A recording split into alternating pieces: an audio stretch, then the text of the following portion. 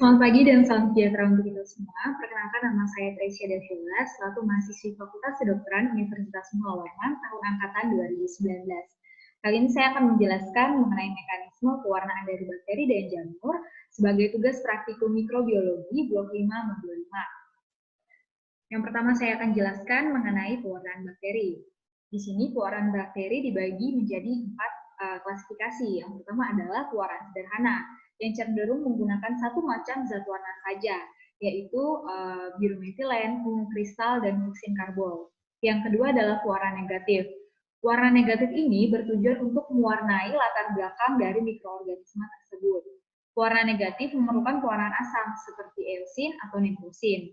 Warna asam memiliki negatif charge kromogen yang akan memberikan efek kontras pada latar belakang sehingga kita dapat melihat struktur jelas dari bakteri yang akan kita amati. Yang ketiga adalah pewarnaan diferensial, di mana pewarnaan diferensial ini cenderung menggunakan lebih dari satu macam zat warna yang meliputi pewarnaan gram dan pewarnaan asam. Yang keempat adalah pewarnaan khusus, di mana pewarnaan khusus merupakan metode pewarnaan untuk mewarnai struktur khusus dari bakteri, seperti bagian spora, kapsul, flagel, dan sebagainya. Yang pertama saya akan jelaskan adalah pewarnaan gram atau gram stain. Di sini tujuannya untuk melihat morfologi bakteri dan reaksi pewarnaan gram dari bakteri. Seperti yang kita ketahui, bakteri diklasifikasikan menjadi gram negatif dan gram positif berdasarkan tebal tipis dari peptidoglikan bakteri yang kita amati. Untuk alat dan bahan sudah saya cantumkan. Untuk langkah-langkahnya, yang pertama adalah kita bersihkan terlebih dahulu kaca benda. Setelah itu kita beri tanda elips pada bagian bawah tengah kaca benda tersebut untuk dua preparat, yaitu preparat A dan preparat B, karena kita akan compare dua jenis bakteri. Lalu yang selanjutnya adalah teteskan air garam fisiologis pada bagian tengah elips tersebut pada kaca benda A dan kaca benda B. Setelah itu ambil satu OC, biarkan bakteri dan suspensikan dengan air garam fisiologis pada kaca benda A dan kaca benda B. Buat preparat yang tipis dan rata dari bakteri A pada kaca benda A dan pada bakteri B pada kaca benda B keluar dari penanda elips yang telah dibuat sebelumnya. Keringkan preparat pada suhu kamar atau fiksasi dengan melewatkan kaca benda di atas lampu bunsen. Letakkan kaca benda di atas rak preparat dan tuangi dengan larutan kristal violet dan biarkan selama 1-2 menit. Selanjutnya, buang zat warna dan cuci dengan air yang mengalir. Tetesi seluruh preparat dengan larutan Lugol, biarkan selama 30 detik. Buang larutan Lugol dan bilas preparat dengan air yang mengalir. Lunturkan preparat dengan alkohol 96% sampai semua zat warna luntur dan segera cuci dengan air mengalir. Tetesi dengan zat warna kontras, yaitu larutan safranin, biarkan selama 2 menit. Buang zat warna dan cuci dengan air yang mengalir. Keringkan preparat dengan cara mengangin-anginkannya. Setelah itu periksa di bawah mikroskop dari pembesaran lemah hingga kuat menggunakan minyak imersi. Kita dapat lihat di sini, untuk bakteri gram positif, salah satu contohnya adalah Staphylococcus aureus, di mana bakteri yang memiliki dinding sel menyerap warna violet dan memiliki lapisan peptidoglikan yang tebal untuk mempertahankan warna keunguannya. Untuk bakteri gram negatif, salah satu contohnya adalah bakteri E. coli, di mana dinding selnya menyerap warna merah dan memiliki lapisan peptidoglikan yang tipis. Nah, untuk lapisan peptidoglikan pada bakteri gram negatif itu terletak di ruang periplasmik antara membran plasma dengan membran luar. Selanjutnya adalah pewarnaan tahan asam atau kita sebut sebagai pewarnaan Zieldmilch-Stone yang bertujuan untuk melihat sifat asam bakteri yang disebabkan karena adanya asam nikolat yang terletak pada dinding sel bakteri. Untuk alat dan bahannya sudah saya cantumkan.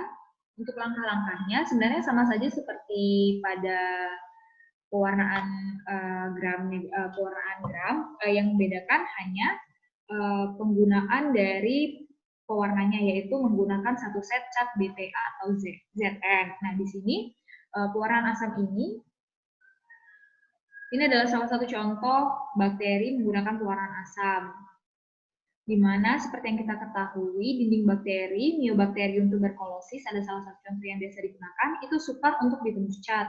Namun pengaruh fenol dan pemanasan, dinding selnya dapat ditembus zat basic fusin.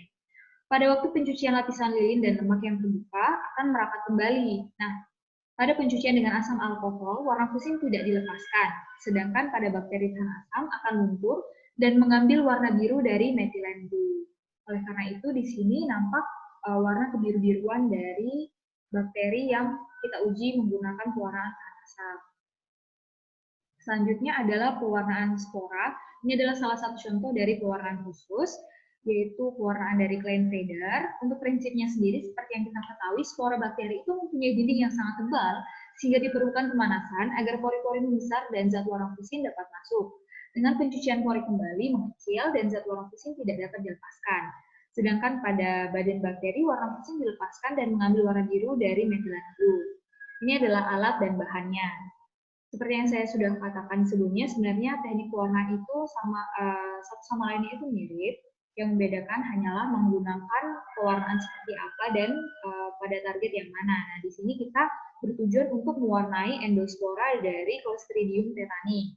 Yang kita gunakan adalah metilen blue 1%, asam sulfat 1%, dan karbol fusin Nelson untuk pewarnaannya. Nah, di sini dapat kita lihat penampakan dari Clostridium tetani, bagian endospora berwarna merah. Ini adalah langkah-langkah dari pewarnaan spora. Selanjutnya saya akan menjelaskan mengenai pewarnaan jamur. Untuk pewarnaan jamur sendiri, pewarnaan yang biasa digunakan adalah pewarnaan koh. Untuk prinsip pewarnaan koh adalah melakukan pewarnaan koh terhadap sediaan kerokan kulit. Di sini bisa menggunakan cairan vagina juga.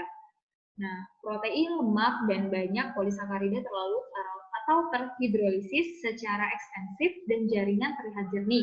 Tetapi dinding sel dari kebanyakan fungi tetap utuh dan dapat terlihat. Bisa dilihat dari Trichopiton rubrum, di sini berwarna kebiru-biruan untuk selnya, dan di luarnya nampak jernih.